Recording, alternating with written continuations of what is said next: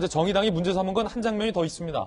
김남국 의원이 정의당에게 이른바 갑질을 했다라는 의혹을 정의당에서 제기했습니다. 함께 보시죠. 정의당에 따르면 김남국 의원이 조혜민 정의당 대변인에게 전화를 그제 걸어서 법사위 관련해서 정의당이 낸 논평을 수정할 것을 요구했다.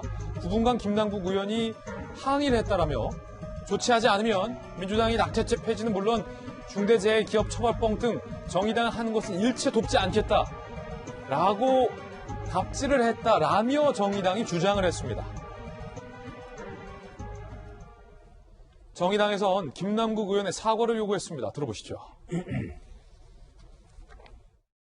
김남국 의원은 조치를 취하지 않으면 정의당이 하는 거는 도와주지 않겠다라고 했다고 합니다. 집권여당 국회의원이라고는 믿기 어려운 명백한 갑질이자 협박으로 즉각 사과할 것을 촉구합니다. 더불어민주당 지도부 또한 김남국 의원에 대한 징계를 비롯한 엄중한 조치를 취할 것을 촉구합니다.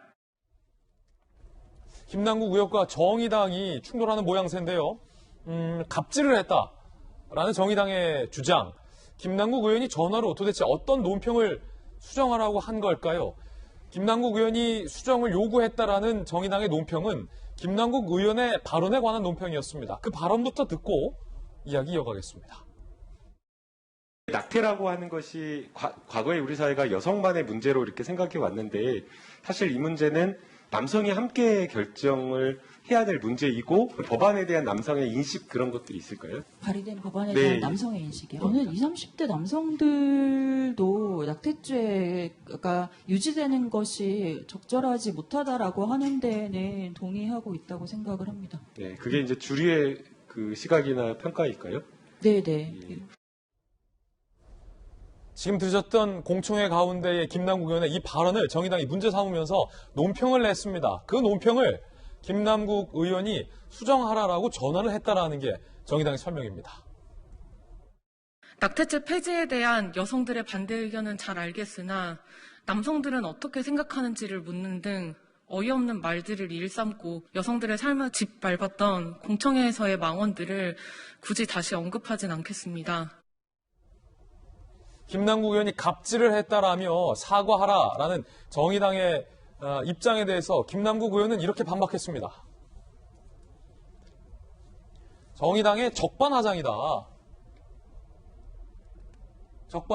라며 정의당이 이렇게까지 망가진지 모르겠다라고 하며 오히려 정의당 측에게 사과를 강하게 요구하는 글을 올리면서 반박을 했습니다. 정혁신 변호사님, 일단 김남국 의원이 조혜민 정의당 대변인에게 전화를 해서 입장을 고치지 않으면 정의당이 하는 것은 돕지 않겠다라고 말을 했다라고 정의당이 현재 밝히고 있는 건데 이게 갑질이냐 아니냐가 논란일 것 같아요.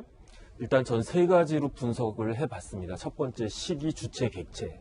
시기적으로 예컨대 작년 이맘때쯤이었다면 그러면 과연 여당 의원이 정의당에게 저런 식으로 대응할 수 있었을까?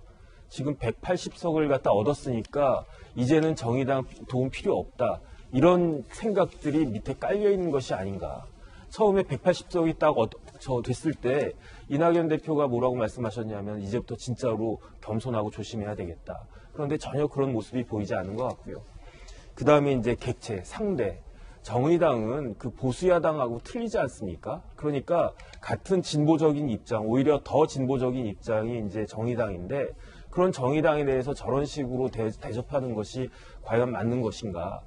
그 다음에 마지막으로 이제 주체가 김남국 그 의원이 저런 말을 할 수 있는 그런 위치에 있는가? 정의당이 하는 것은 앞으로 일체로 돕지 않겠다.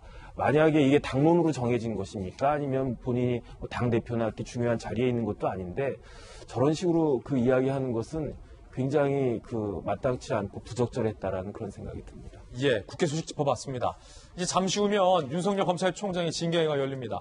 이제 곧 징계위에 대해서 저희가 상세하게 보도를 해드리겠습니다. 그 전에 한 가지만 더 짚어보겠습니다.